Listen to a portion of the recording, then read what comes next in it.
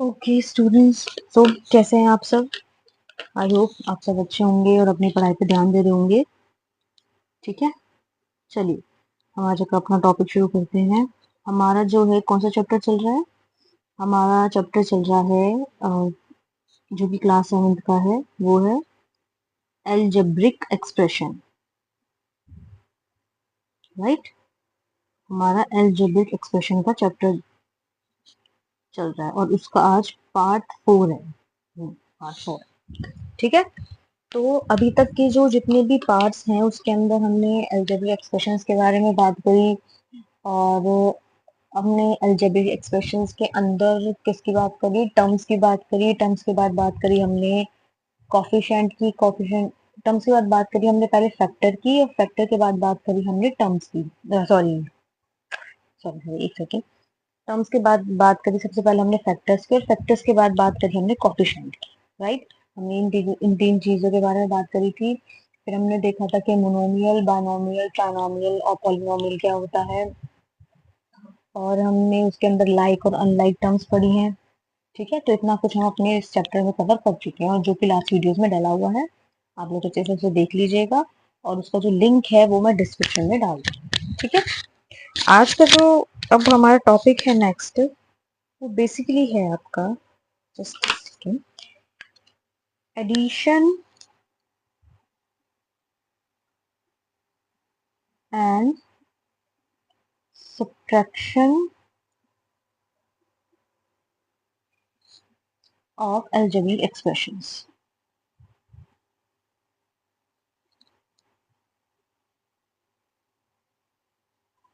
Okay भाई, अभी तक हमने सब कुछ उन टर्म्स के बारे में पढ़ा। क्यों पढ़ा? ताकि हम आगे जाके अपने ऑपरेशन अप्लाई कर सके उन पर। राइट, जो कि सबसे पहला तो यही आ गया, एडिशन और सब्ट्रैक्शन वाला।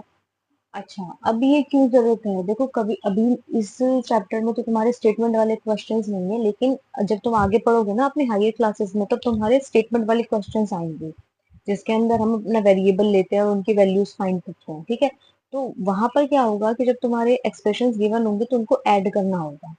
अभी तक आप लोगों ने क्या था कि सिंगल वेरिएबल में काम करा था, जो हमने लास्ट चैप्टर सभी कवर करे हैं ना, उनमें सिंगल वेरिएबल में काम करा था, तो सिंगल वेरिएबल में तो कोई दिक्कत नहीं होती।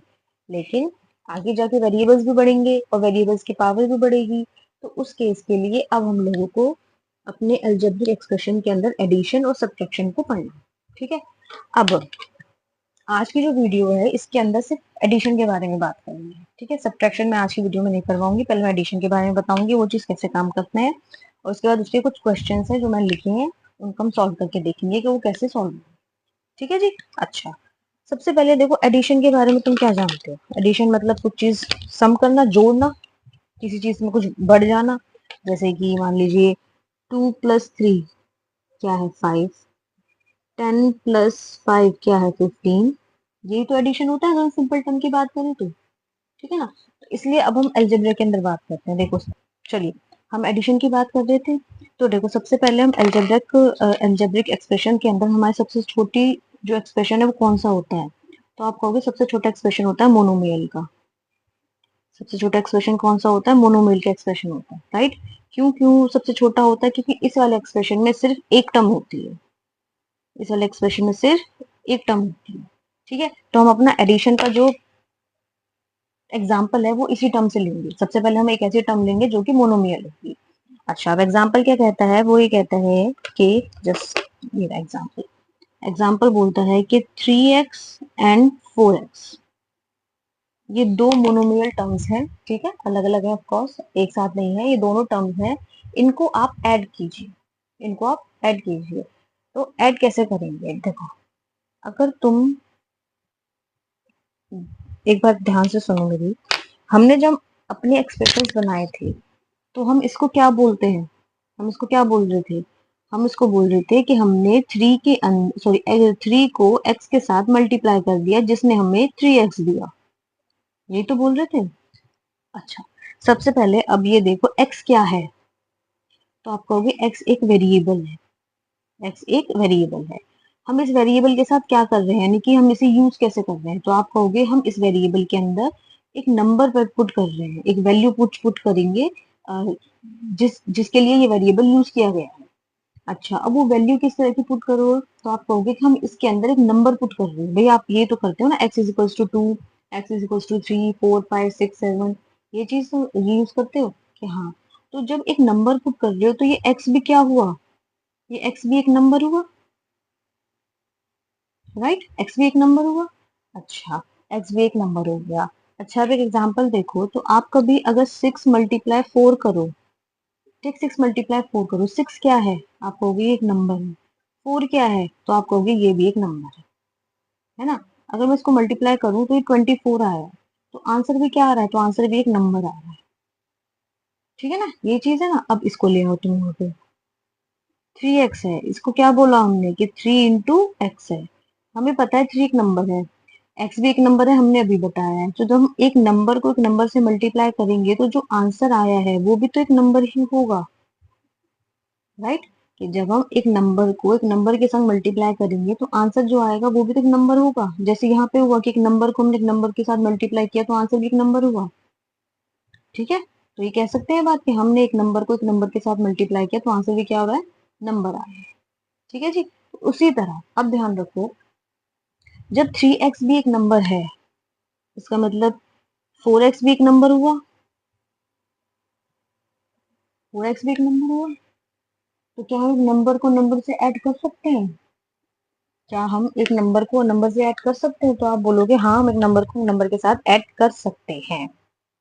अब एडिशन होगा कैसे, अलजेब्रा के अंदर जितनी भी आप टर्म्स पढ़ोगे ना वो नंबर्स ही है, वो नंबर्स ही है। लेकिन यहाँ पे एक चेंज है, वो चेंज क्या है कि एडिशन हमेशा लाइक टर्म्स के बीच में है। तो मान लो मैं यहाँ पर एक टर्म और लिख दूं 2y, कहने को वो भी एक नंबर है, भाई 2 भी एक नंबर है, y भी एक नंबर है, उसको मल्टीप्लाई करेंगे तो 2y देगा जो कि भी एक नंबर ही निकलेगा। लेकिन उसको हम यहाँ ऐड नहीं कर सकते, क्यों, क्योंकि अलजेब्रा के अंदर हमेशा लाइक टर्म्स को हम ऐड करते हैं, कभी भी अनलाइक टर्म्स को ऐड नहीं करते हैं। अगर यहाँ पे 2y होता तो हम 2y को इसके अंदर ऐड नहीं कर सकते। इसलिए मैंने ये चीज बताई है कि जितनी भी टर्म्स होगी वो सारी नंबर्स ही होंगी। लेकिन अलजेब्रा में क्या केस है कि आपको जो भी नंबर ऐड करना है, यानी कि जो भी टर्म्स आपको ऐड करनी है वो लाइक टर्म्स होनी चाहिए। लाइक टर्म्स क्या होती है मैंने बता दिया पहले। ठीक है ना, ठीक है। तो इसका मतलब अब देखो 3x प्लस 4x हम कर रहे हैं, दोनों नंबर है, हाँ दोनों नंबर है, दोनों लाइक टर्म्स में है, हाँ दोनों लाइक टर्म्स में, तो क्या हम इसको ऐड कर सकते हैं, हाँ हम इनको ऐड कर सकते हैं।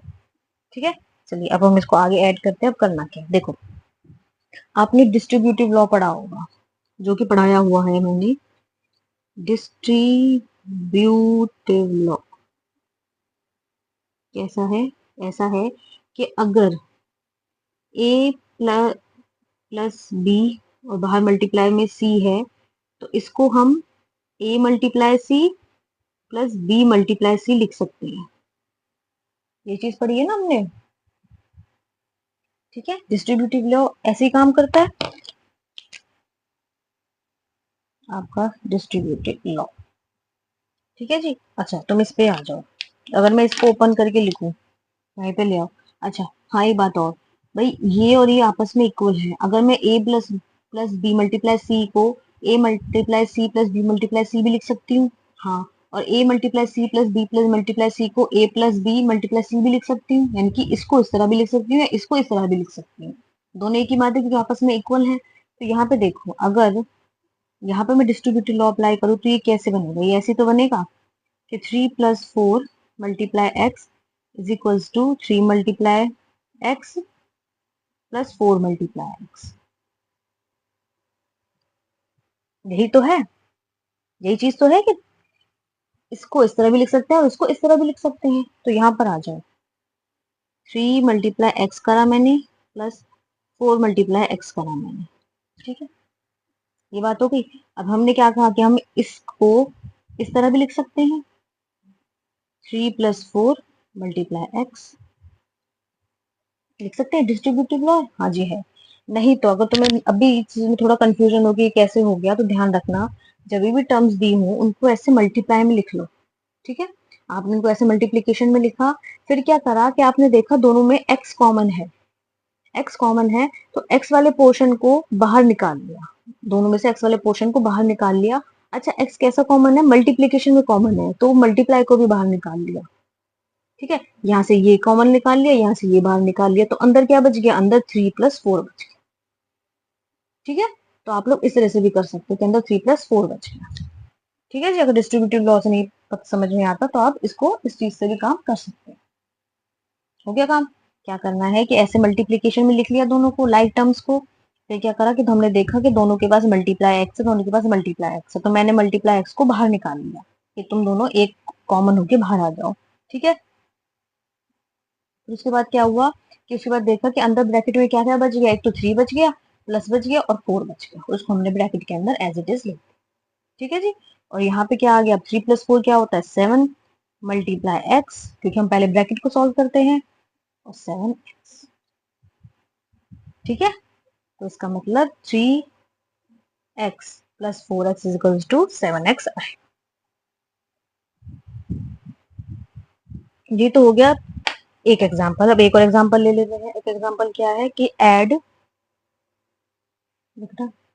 8xy and sorry 8xy 4xy and 2xy, इनको ऐड करना है। तो सबसे पहले क्या चेक करेंगे कि तीनों हमारी लाइक टर्म्स हैं, तीनों लाइक टर्म्स हैं जी, बिल्कुल है, तो हम ऐड कर सकते हैं, बिल्कुल कर सकते हैं, तो कर लो।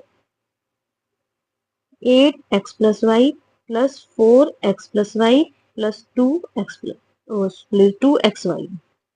8xy + 4xy + 2xy। ठीक है जी, हाँ जी। अब क्या करना है, सबको मल्टीप्लीकेशन में लिख लो कि 8 × xy। अब आप कहोगे हमने 8x × y क्यों नहीं करा, देखो बेटा, हम लोगों को हम नंबर्स को ऐड कर सकते हैं, लेकिन वेरिएबल को तो हम ऐसे ऐड नहीं कर सकते ना, वेरिएबल को तो हम ऐसे ऐड नहीं कर सकते थे, तो हम इसको इसलिए साइड में ले लेते हैं जितने भी वेरिएबल्स होते हैं। +4 × xy +2 × xy। ठीक है जी, हाँ जी। अब हमने क्या देखा कि तीनों के पास मल्टीप्लाई xy कॉमन है, तो हमने एक ब्रैकेट ली और मल्टीप्लाई xy तीनों में से बाहर निकाल लिया, तीनों में से बाहर निकाल लिया कि भाई तुम तीनों बाहर आ जाओ। बाहर आ गए। अब अंदर क्या बचा, अंदर क्या बचा, एक तो 8 बचा, प्लस बचा, 4 बचा, प्लस बचा और 2 बचा। ठीक है ना, 8 बचा, तो आंसर अब क्या आएगा, सबसे पहले ब्रैकेट को सॉल्व करेंगे, सबसे पहले हम ब्रैकेट को सॉल्व करेंगे, तो ब्रैकेट में सॉल्व करने में क्या, 8 + 4 क्या होता है, 12, 12 + 2 14 मल्टीप्लाई एक्स वाई, क्योंकि मल्टीप्लाई में तो आंसर क्या आ जाएगा, 14xy। ये 14xy। ठीक है जी, ये इस तरह से काम करते हैं। अच्छा, अगर अब ये तो थी मोनोमियल टर्म, अब इसी के अंदर टर्म्स तुम्हारी बढ़ जाए, टर्म्स तुम्हारी बढ़ जाए तो तुम कैसे सॉल्व करोगे, तुम कैसे सॉल्व करोगे, तो वो अब हम कुछ क्वेश्चंस उठाएंगे और उनको मैं बताऊंगी कैसे सॉल्व करेंगे। कुछ जनरल अलजेब्रिक एक्सप्रेशंस है, उसके अंदर हम एडिशन को देखेंगे, लेकिन उससे पहले एक डेफिनेशन है जो कि बहुत जरूरी है, वो लिख देते हैं। ठीक है, वो डेफिनेशन लिख देती हूँ। ओके, देखो डेफिनेशन क्या कह रही है, मैं क्वेश्चन भी निकाल लेती हूँ ताकि तुम लोगों को पता चले। देखो, कह रहा है द सम ऑफ 2 और मोर लाइक टर्म्स, हमने अभी बात करी थी कि लाइक टर्म्स के बारे में बात कर रहे हैं। ठीक है, कि लाइक के दो या दो से ज्यादा लाइक टर्म्स को जब भी हम प्लस करते हैं इज अ लाइक टर्म, जो उसका आंसर है वो हमेशा लाइक टर्म ही आएगा। कैसे, देखो, हमने यहाँ पे ऐड किया, हमने दो लाइक टर्म्स को ऐड किया था, राइट, तो आंसर भी हमारा लाइक टर्म ही आया है भाई, 3x 4x लाइक टर्म्स हैं, आंसर भी क्या है 7x, तो ये भी तो एक लाइक टर्म ही है इन दोनों के साथ, राइट। तो यही वो बोल रहा है कि अगर तुम दो या दो से ज्यादा लाइक टर्म्स को ऐड करते हो तो उनका आंसर हमेशा लाइक टर्म ही आएगा। ठीक है, फिर वो बोलता है कि उसके अंदर क्या होगा, उस आंसर के अंदर विद अ न्यूमेरिकल कोफिशिएंट, एक न्यूमेरिकल कोफिशिएंट होगा। ठीक है, एक न्यूमेरिकल कोफिशिएंट होगा, आंसर की बात कर रहा है, equal to the sum of numerical coefficient of all like terms. वो कह रहा है कि जो भी हम जितनी भी हम दो या दो से ज्यादा लाइक टर्म्स को ऐड करेंगे, जब भी हम दो या दो से ज्यादा लाइक टर्म्स को ऐड करेंगे, आंसर हमेशा लाइक टर्म ही आएगा। ठीक है, आंसर हमेशा लाइक टर्म ही आएगा जिसके अंदर जो कॉफिशिएंट होगा, यानी कि इसके अंदर जो कॉफिशिएंट होगा वो दिए हुए टर्म्स की कॉफिशिएंट का एडिशन होगा, जो दिए हुए कॉफिशिएंट का एडिशन होगा। अब आप ध्यान से देखो तो एक्स वाई तो है, लाइक टर्म तो है, जो इसका जो एक कॉफिशिएंट है वो 8 + 4 + 2 का सम ही तो है। हम उसने डायरेक्ट इस चीज को ओपन ना करके डायरेक्ट तुम्हें बता दिया कि इसका जो न्यूमेरिकल कॉफिशिएंट होगा वो वैल्यूज जो गिवन होंगी लाइक टर्म्स की उनका एडिशन होगा। ठीक है, अब यहाँ पे भी देखो जो ये 7x है, ये 7 जो x है, 7 किसका एडिशन है, जो वैल्यूज दी हुई है 3 और +4 इसी का तो एडिशन है। तो यही चीज वो बोल रहा है कि अगर आप दो या दो से ज्यादा लाइक टर्म्स को ऐड करते हो तो उनका आंसर भी एक लाइक टर्म आएगा, लेकिन जो न्यूमेरिकल कॉफिशिएंट होगा वो जो हमारी वैल्यूज गिवन है लाइक टर्म्स की कॉफिशिएंट की उनका एडिशन। ठीक है जी, तो ये है इसकी डेफिनेशन एडिशन की। हम अलजेब्रिक के केस में कैसे काम करते हैं। अब कुछ जनरल क्वेश्चंस हैं जो मैंने निकाले हुए हैं, हम उसको सॉल्व करते हैं। पहला है, वो बोल रहा है add 3x + 11 and 7x - 5। Right right, देखो अभी तक हमने एक टर्म की बात करी थी, अब हमारे पास दो टर्म होगी, इसके पास भी दो टर्म है, इसके पास भी दो टर्म है। ठीक है, अब इनको एडिशन करेंगे। वो क्या कहता है कि हमेशा लाइक टर्म्स को ऐड करना है, हमेशा लाइक टर्म्स को ऐड करना है।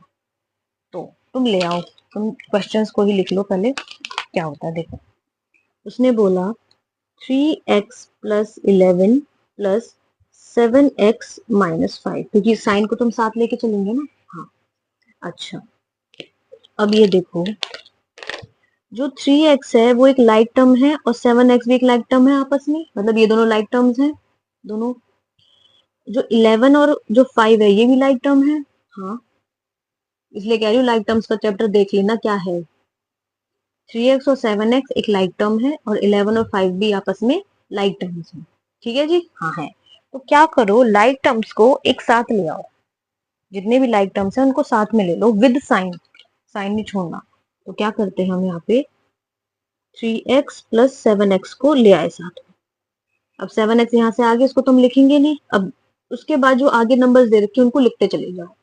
3x लिख लिया, 7x को हम यहाँ लिया है, अब क्या बचा 11 + 11, अब क्या बचा -5। ठीक है ना। हाँ, अच्छा अब क्या करना है, अब इसको सॉल्व कर लो, इसको सॉल्व कर लो। अभी हमने पढ़ा था कैसे सॉल्व करा था कि लाइक टर्म्स का आंसर हमेशा लाइक टर्म्स ही होता है, तो लाइक टर्म ही होगा, लेकिन उनका जो कॉफिशिएंट है वो क्या होगा, जो कॉफिशिएंट गिवन है उनका सम। तो कॉफिशिएंट का सम क्या है, 7 + 3 10। हो गया, हाँ हो गया। तो इसके बाद 11 - 5 नॉर्मल है, क्या आएगा 6। हो गया जी, हाँ जी हो गया। ठीक है, तो इस तरह से एडिशन काम करता है। देखो अब एडिशन के केस में क्या होगा कि दो तरह से लिख सकते हैं, या तो तुम इसको हॉरिजॉन्टली लिख लो या फिर तुम इसको वर्टिकली भी ऐड कर सकते हो। वर्टिकली कैसे ऐड कर सकते हो अभी बताती हूँ। देखो क्या करूँ, अभी तो हमने इसको ऐसे हॉरिजॉन्टली लिखा, इसको वर्टिकली भी लिख सकते हैं। 3x + 11 आ गया, हाँ आ गया। अब क्या करूँ, लाइक टर्म को लाइक टर्म के नीचे लिख दो, तो 3x के नीचे क्या आएगा 7x आएगा, -11 के नीचे क्या आएगा 5 आएगा। आ गया, अब इनको ऐड कर दो। कैसे ऐड करेंगे, अलग अलग ऐड करेंगे, ऐसे नहीं कि यहाँ पे कुछ कैरी वेरी होगा ना, ना अलग अलग ऐड करेंगे। लाइक टर्म को लाइक टर्म के साथ कर दो।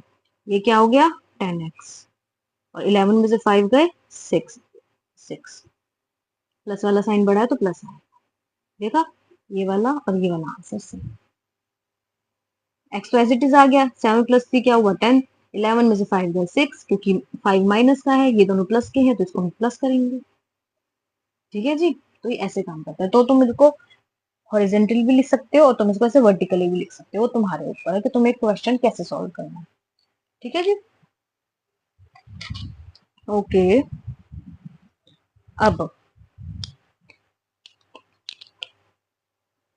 सवाल ये आ जाता है कि यहाँ पे तो दोनों टर्म्स ऐसी थी जहाँ पे लाइक टर्म्स थी, अगर कोई एक ऐसी टर्म आ जाए जिसके अंदर अनलाइक टर्म आ जाए एक, कैसे देखो, उसने हमें एक क्वेश्चन दिया है अभी कि ऐड करना है किसको 3x + 11 plus 8z and 7x-5। ठीक है जी, ये हमारा क्वेश्चन है। अब तुम यहाँ पे क्या देखोगे, 3x और 7x आपस में लाइक टर्म है। वैसे तो क्वेश्चन वही आ गया, चलो कोई बात नहीं। 3x और 7x आपस में लाइक टर्म है। 11 और 5 आपस में लाइक टर्म है, -5। लेकिन 8z के साथ कुछ नहीं है भाई, 8z के साथ तो कुछ नहीं है, उसकी तो कोई लाइक टर्म नहीं है आपस में। तो इसको कैसे सॉल्व करेंगे? इसको भी सॉल्व करने का तरीका यही है, पहले हॉरिजॉन्टली बताती हूँ फिर वर्टिकली बताऊंगी। ठीक है, इसको भी सॉल्व करने का तरीका यही है कि पहले जितनी भी लाइक टर्म है उनको साथ में ले लो। तो 3x लिया मैंने, हाँ जी लिया 3x प्लस 11 प्लस 8z को प्लस करना है किसके साथ, 7x-5 के साथ। ठीक है जी, लाइक टर्म्स को एक साथ ले लो। तो 3x के साथ मैं किसको लूंगी, 7x को। फिर आई 11 की बारी, 11 के साथ किसके लूंगी मैं, 5 को। हमेशा साइन के साथ लेके चलना है। अब देखो 3x आ गया, 11 आ गया, 7x आ गया, -5 आ गया, क्या आ गया, बच गया 8z। इसको हम एज इट इज लिखेंगे। अब वही अपने एडिशन शुरू करते हैं। 3x प्लस 7x क्या होगा, 10x प्लस 11-5 क्या होगा, 6। अब क्योंकि इसके संग कुछ भी नहीं तो इसको हम एज इट इज लिखते हैं। ठीक है ना, तो इसलिए कहते हैं कि हमेशा एडिशन के केस में, अलजेब्रा में एडिशन के केस में जितनी भी लाइक टर्म्स हैं उनको पहले आप सॉल्व कीजिए, और बाकी उनके अलावा जो भी बचता है, जैसे कि ये बच गया, उसको एज इट इज लिख दीजिए। उसको हमें भगाना नहीं है कि नहीं हट गया, क्योंकि है तो ये भी एक नंबर ही ना, वो तो z के अंदर कोई वैल्यू नहीं है, इसलिए हम इसको सॉल्व नहीं कर सकते, वरना है तो ये भी एक नंबर। तो इसलिए अलजेब्रा के केस में जितनी भी लाइक टर्म्स हैं उनको ऐड कीजिए, अपना ऑपरेशन परफॉर्म कीजिए कि भी साइन क्या दे रखा है वो तो क्वेश्चन नहीं बताएगा, और फिर उसके बाद जितनी भी अनलाइक टर्म बचती हैं उनको एज इट इज लिख दीजिए, उसको वहां से हटाना नहीं है। राइट, अच्छा अब इसी को वर्टिकली लिख के देखें, लिख लेते हैं, पहले इसको लिख लेते हैं। 3x plus 11 plus 8z, like term के नीचे लाइक टर्म लिख दो। 3x के नीचे क्या आएगा, 7x। 11 के नीचे क्या आएगा, 5 साइन के साथ, इसके साथ कुछ नीचे कुछ नहीं है तो ऐसे टिक छोड़ दो। ठीक है, 3x के नीचे क्या आएगा, 7x। 11 के नीचे क्या आएगा, -5, और 8z के साथ कुछ नहीं है तो उसको एज छोड़ दो, हम कुछ नहीं कर सकते। अब ऐड कर दो, क्या आ गया, 10x प्लस 6, और क्योंकि यहाँ पे कुछ नहीं है तो लगा लो, मान लो यहाँ पे 0 ही होगा, तो 8z प्लस 0, 8z। आ गया आंसर, ये आपका हॉरिजॉन्टली, ये आपका वर्टिकली। ठीक है जी, तो ये इस तरह से काम करेगा। अब मैं क्वेश्चन करवा रही हूँ, ठीक है, इसमें से 2 मैं करवाऊंगी पावर वाले और बाकी के आप लोग करोगे। तो 2 क्वेश्चन मैं करवा देती हूँ। क्या कह रहा है, add 2y² plus 3yz and yz plus 2z²। ठीक है, इसको एडिशन करने के लिए वो बोल रहा है। तो देखो भाई, सबसे पहले लाइक टर्म को चेक कर ले, हाँ कर लो। कैसे, देखो 2y के साथ स्क्वायर के साथ है कुछ, कुछ भी नहीं है। yz के साथ है, हाँ इसके साथ है, ये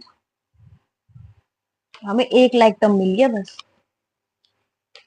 तो क्या करें, लिख लेते हैं कैसे, 2y² plus 3yz plus yz plus 2z²। ठीक है जी, हाँ जी। अब देखो 2y² के साथ तो कुछ भी नहीं है कि उसके साथ तो कोई लाइक टर्म है ही नहीं, तो हम इसको एज इट इज लिख लेंगे, कोई छेड़ाखानी नहीं करनी है उसके साथ। अब देखो 3yz और yz जो है वो लाइक टर्म्स हैं, लाइक टर्म्स है और आपस में साथ भी आई हुई है, तो हमें पोजीशन चेंज करने की जरूरत नहीं है। जब हमें पोजीशन चेंज करने की जरूरत नहीं है तो डायरेक्ट आंसर लिख दें। देखो yz एज इट इज, ये 3 है, यहाँ पे क्या है, कुछ नहीं लिखा तो उसका मतलब क्या है, यहाँ पे 1 है, तो 3 + 1 कितना हुआ, 4। ठीक है, प्लस 2z² के साथ कोई लाइक टर्म नहीं है तो उसको एज इट इज। ठीक है जी, हाँ जी, तो ये आ गया आपका आंसर। अब ये तो हॉरिजॉन्टली हो गया, इसको वर्टिकली भी देख लें एक बार कैसे करना है। 2y² प्लस 3yz, कुछ नहीं करना है, लाइक टर्म के नीचे लाइक टर्म लिख दो। yz किसके नीचे आएगा, yz इसके नीचे आएगा, प्लस प्लस ही कर रहे हैं, प्लस 2z²। अब इसको आगे नहीं लाएंगे क्योंकि ये इसके साथ नहीं, इसके साथ होता तो हम इसको आगे ले आते, अब इसको ऐसे ही लिखेंगे अलग से। ये प्लस का साइन, क्योंकि हम प्लस कर रहे हैं ना, प्लस नहीं दिखाता मैंने, ठीक है, प्लस कर रहा है। तो 2y², ओहो इंक खराब हो गई, 2y² एज इट इज आ गया, हाँ आ गया, कोई दिक्कत नहीं है, plus yz as it is, यहाँ पर क्या होगा 1, तो 3 + 1 4, प्लस इसके संग कुछ नहीं है तो 2z² आ गया, सेम आंसर, ठीक है। चलो अगला क्वेश्चन देखते हैं हम अपना। अगला भी आपका पावर वाला ही क्वेश्चन है, देखती हूँ, नहीं ये वाला नहीं कर, दूसरा देखते हैं। ये वाला सही है कि add x² plus xy plus y² and, इस पे इंक हट रही है, चलो कोई नहीं, एंड 2x² प्लस 3xy, ठीक है। ये वो कह रहा है कि ये आपको दो पॉलिनोमियल्स दिए हुए हैं, उनको ऐड करना है। पॉलिनोमियल्स भी बताएं क्या होता है वो, ठीक है, तो लिख लें, हाँ जी लिख लो। कैसे, देखो सबसे पहले हम क्या चेक करेंगे, लाइक टर्म्स, x² के साथ कुछ है, हाँ है, ये भी x² के साथ, x² के साथ है लाइक टर्म, हाँ है, xy के साथ है, हाँ है, लेकिन इसके साथ नहीं है, इस बेचारे को छोड़ दिया, लेकिन हम एडिशन तो करना है, उसने सवाल पूछा है तो हमसे, तो कैसे करेंगे, x² plus xy plus y² plus 2x² plus 3xy, right right. अब क्या करना है, जितनी भी लाइक टर्म्स है उनको साथ में ले आओ, तो ये किसके साथ आएगा, x² के साथ क्या आएगा, 2x², आगे बढ़ो, प्लस xy के साथ क्या आएगा, 3xy, आगे बढ़ो, y के स्क्वायर के साथ कुछ नहीं है तो उसको मैच ऐसे तो लिख देंगे, बाकी 2x² तो आ गया, 3xy भी आ गया, ठीक है, सारी टर्म्स उतनी है, हाँ उतनी है, अब ऐड कर दो। अब देखो स्क्वायर को देख के घबराना नहीं है, स्क्वायर को देख के घबराना नहीं है कि x² आ गया, ऊपर ऊपर तो एडिशन का ऐसा कुछ आया नहीं था। x² क्या है भाई, देखो आप एक्स वाई भी तो लेते हो, ये क्या है, x इंटू एक्स है बस, इसको स्क्वायर के फॉर्म में लिख दिया, और कुछ नहीं है, ठीक है। तो जैसे एक्स वाई काम कर रहा था, ये भी वैसे ही काम करेगा, तो वेरिएबल को एज इट इज लिखा, हाँ लिखा, 2 + 1 3, एक्स वाई को एज इट इज लिखा लिखा, 3 + 1 4, और y² एज इट इज बच गया, आ गया आंसर, आ गया। अब इसको वर्टिकली भी सॉल्व कर लें एक बार, क्या पता कुछ पता चल जाए।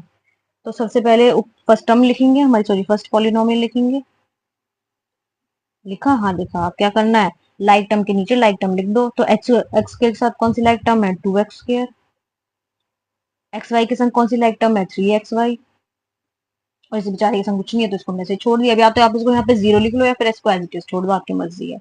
प्लस करना है, हाँ करना है, 2 + 1 3x², x y as it is लिखा, 3 + 1 4, प्लस क्योंकि यहाँ पे कुछ नहीं है, 0 है, तो y² एज इट इज, आ गया सेम आंसर, आ गया सेम आंसर, ठीक है ना। तो अलजेब्रा के अंदर एडिशन इस तरह से काम करता है। अब मैं दो क्वेश्चन आपको लिख के दे रही हूँ, वो आपको खुद सॉल्व करने हैं। वो कौन कौन से हैं, वो कुछ इस तरह है। पहला है कौन सा, कि ए एड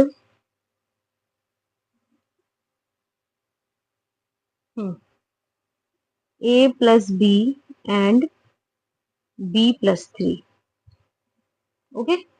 सेकंड क्या है, 7mn + 5 and 12mn, okay okay. Third क्या है, एक और है हमारे पास, कि 2a + 8b + 10 को ऐड करना है किसके अंदर, इसके साथ, सॉरी, 3a + 7b + 16, ठीक है। तो ये तीन क्वेश्चंस हैं, ये तीन क्वेश्चन आपको सॉल्व करेंगे और इसका जो आंसर है वो कमेंट में लिख के देंगे। और हमेशा ध्यान करना है, एडिशन हमेशा लाइक टर्म्स का होता है, कभी भी अनलाइक टर्म्स का एडिशन नहीं होगा, ठीक है। चलिए आज की वीडियो में कितना ही, एडिशन थोड़ा सा बड़ा था इसलिए इसमें एक ही वीडियो में कवर किया है। अब नेक्स्ट पार्ट में हम सब्ट्रैक्शन करेंगे, ठीक है, नेक्स्ट पार्ट में हम अपना सब्ट्रैक्शन करेंगे। तब तक के लिए अच्छे से मेहनत कीजिए, चलिए बाय बाय।